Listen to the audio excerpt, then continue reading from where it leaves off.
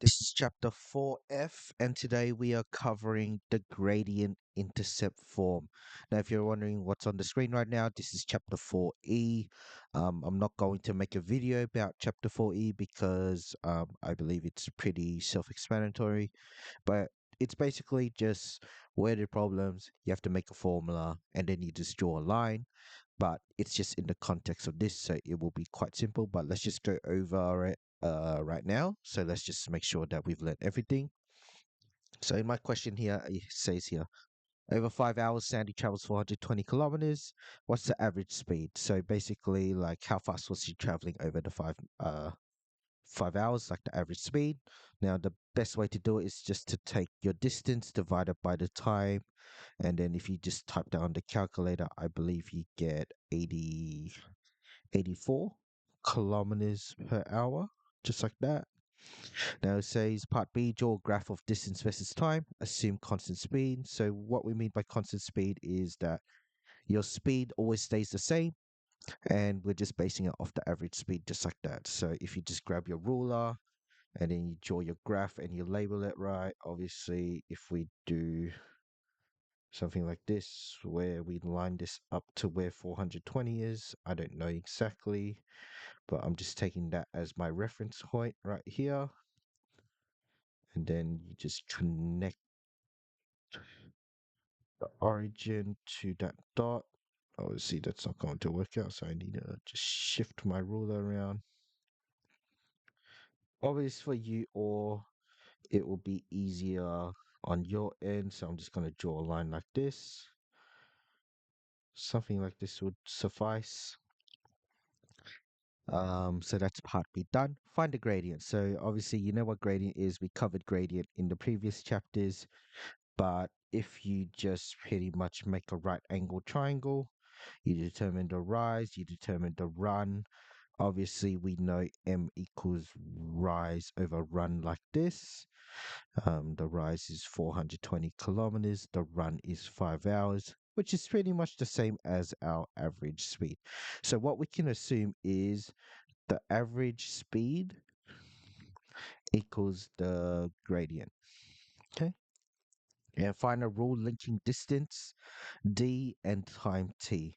So generally the equation of a line that goes to the origin is y equals mx, like this, or you could say y equals kx, doesn't matter. Um, we know what the gradient is, and we have x there, so we can just write y equals 84x and move on. Oh, we're not going to use y and x, we're actually going to use the different variables because that's what the question asks. So d equals 84t. Now, hopefully by the end of this video, you should know what the form is. You should know what the form is. Yeah. You should be able to determine what the gradient and the y-intercept are based off the rule. You are to rearrange linear equations, and you're to use the y-intercept and the gradient to sketch. Okay? So the gradient intercept form is literally just this general equation here. General equation of straight line.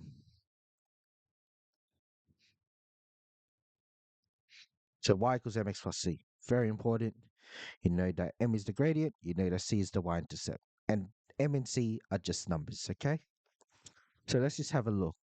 I have some general equations right now.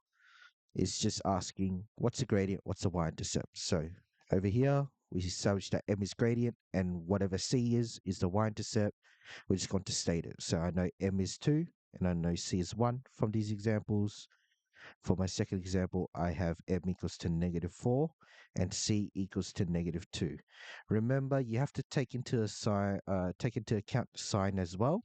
So whatever sign is in front of that c value, just take it with you as well. Now you can try this out for yourself, but I'll just do it for you right now.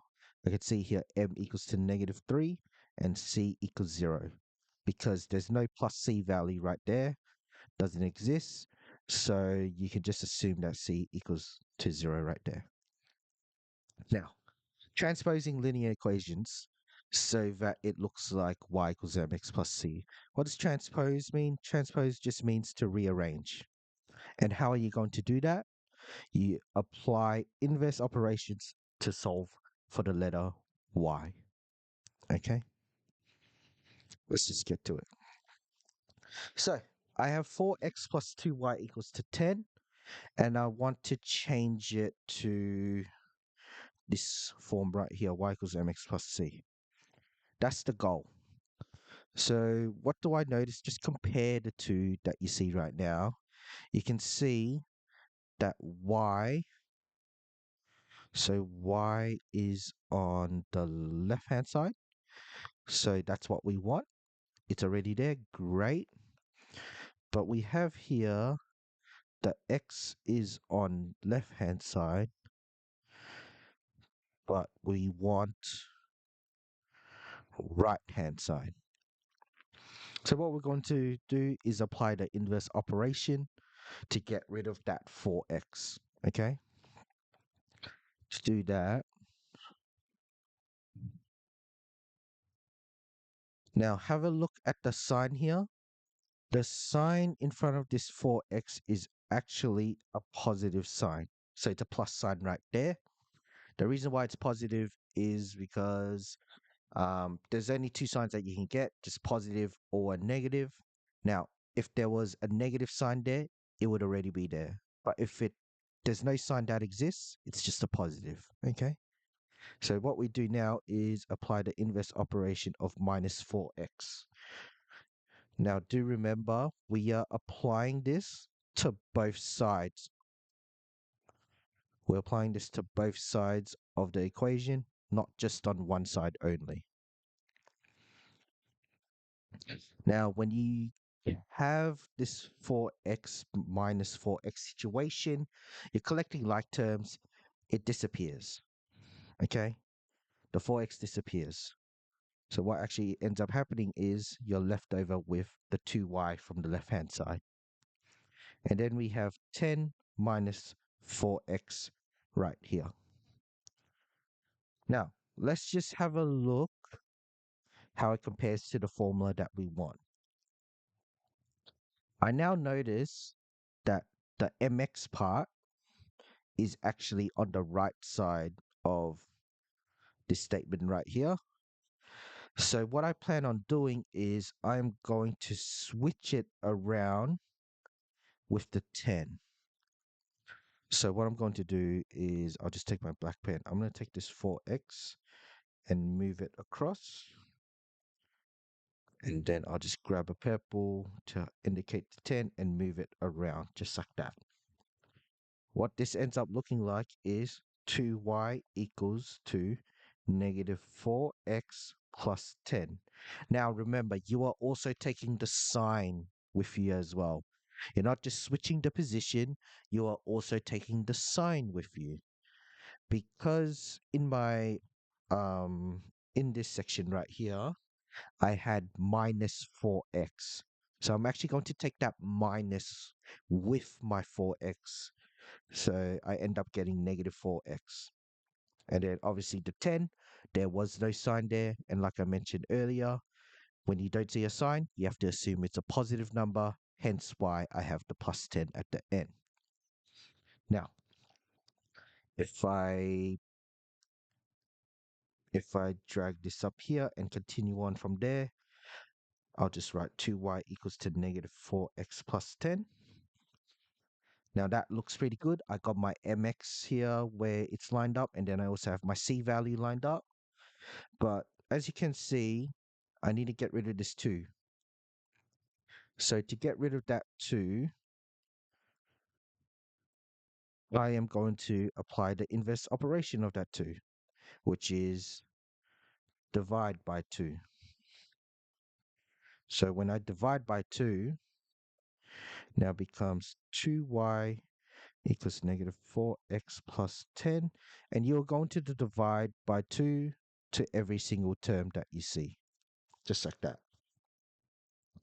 This now ends up being y equals to negative 2x plus 5. Now, on the left-hand side, 2 divided by 2 is 1. So I'll just write something like that. But typically we don't write that. We don't write 1y. So we just leave it as y there. Um, Now 4 divided by 2 is 2. But I have the negative sign there. So I'm just going to leave the negative in there. And then 10 divided by 2 is 5. Okay. And then this is it. That's all you have to do. I'm going to give you some time to try this one out. Um, just 10x plus 2y equals 20. And then I'll just show you the working out. Okay. So this is how you would go about doing this one. Okay. Hopefully the answer that you got was y equals to negative 5x plus 10. Now you can start working on these questions here. Make sure you show you working out. Write the question down first, then show you working out. We'll move on to the next part of the lesson right here, right now. All right. So this is the graphing stage. This relies on you identifying what m equals to and then finding what c equals to. Now just remember y equals mx plus c. M is the gradient, c is the y-intercept, okay? So that's what you need to remember.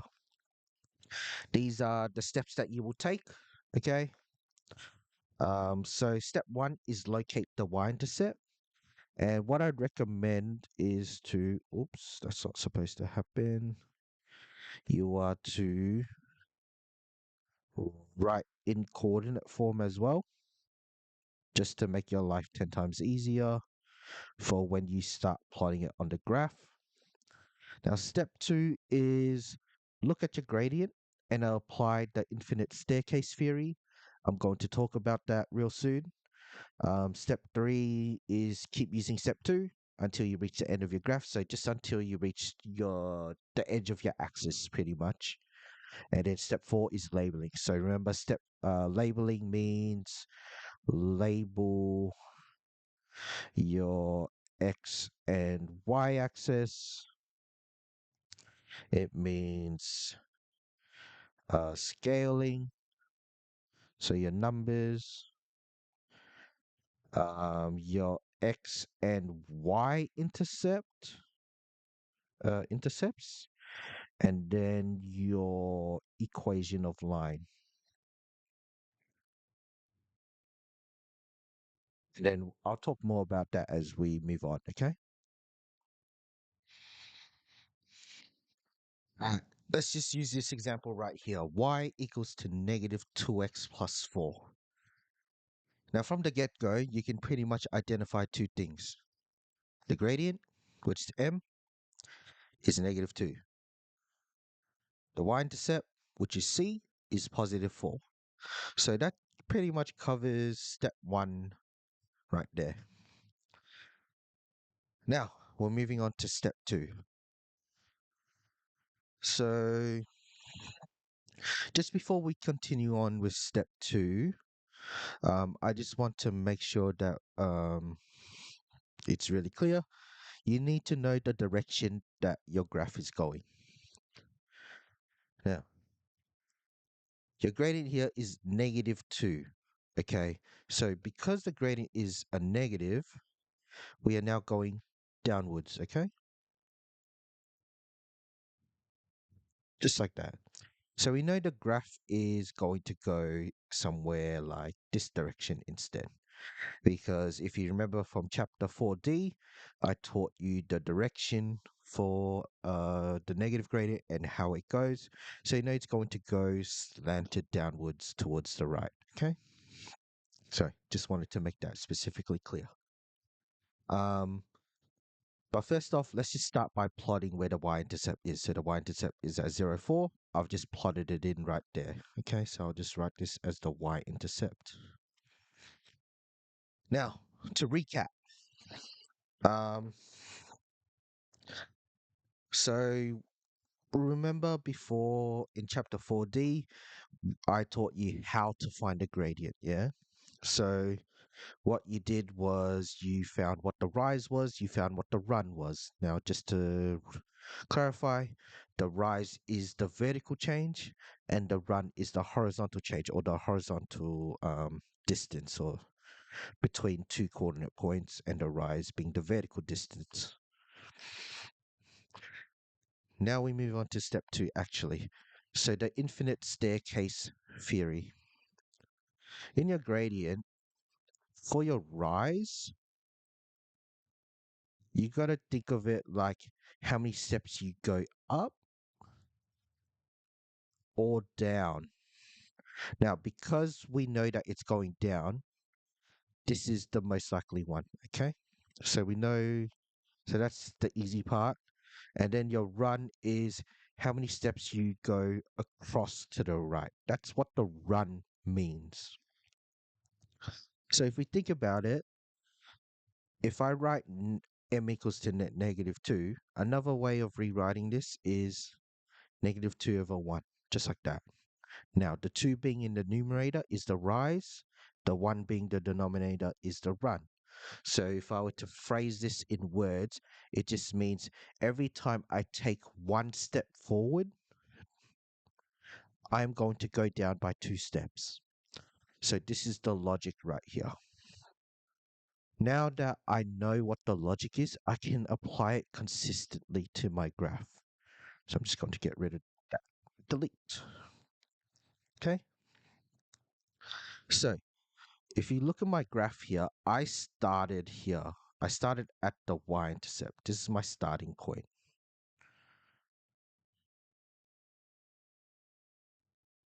And then I just applied that every time I take one step forward, I go down by 2 steps. So I did that every single time. And as you can see in my red dotted line, I move across one time and then I go down twice. So let's just show it visually, just like that.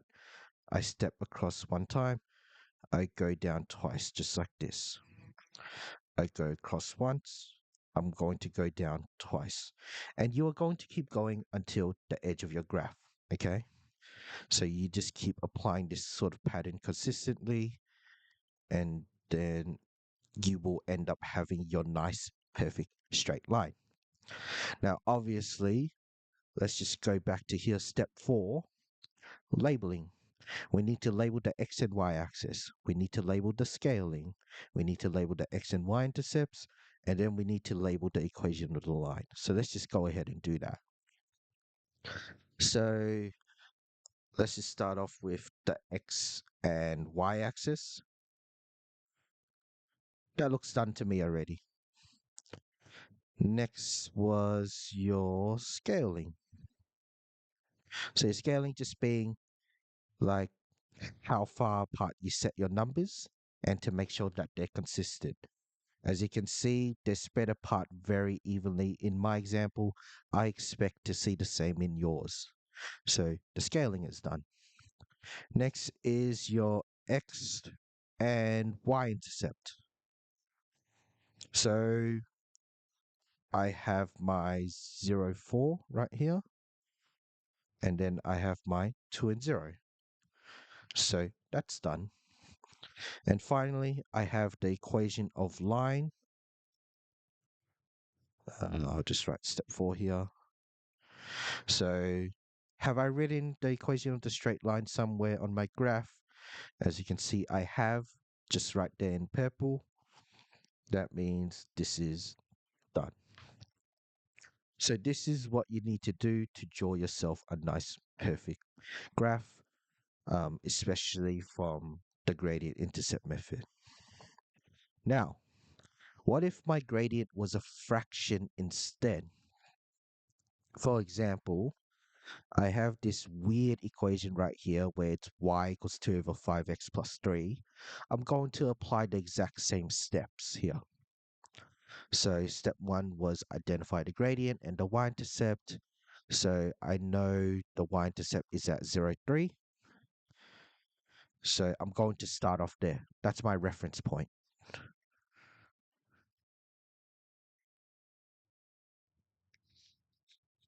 Okay.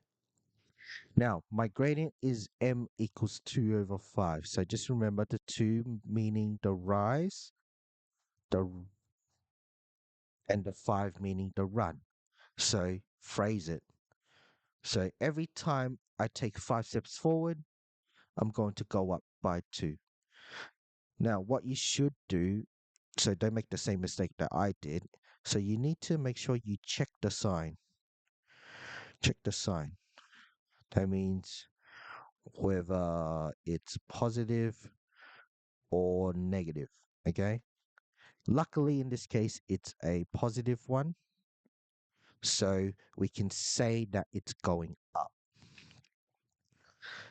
Now, if I'm going to do that, so if you have a look here, I'm going to now take 5 steps forward just based off this graph right here.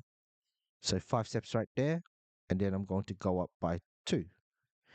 And as you can see, once we have our second point, we can just connect it with the red line. I've pretty much done the graph for you already, but that's technically how it is. So the run meaning 5, and then the 2 meaning the rise, okay? And then you can just do the same vice versa. Um, Try these out. I won't bother going through it. I'm pretty sure I covered it quite heavily, but give these two a go or give these ones a go, and then I'll just update it on the sides later, okay? Um, so these are the questions you got to do, okay? Make sure you do it all. Show you're working out first before you start doing anything. Otherwise, I will tell you to redo it again. Take care. Goodbye.